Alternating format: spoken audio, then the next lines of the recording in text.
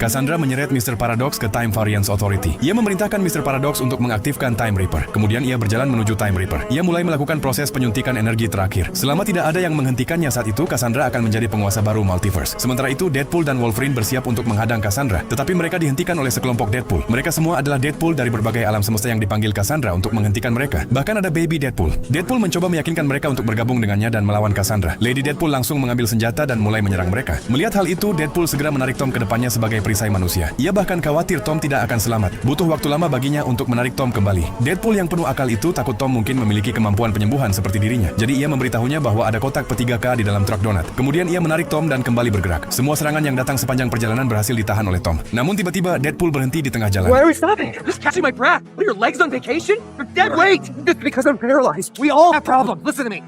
You're gonna live. Just look at me, nice fool. You're gonna live. Say it. I'm gonna live. Say it with me. You're gonna live. I'm gonna live.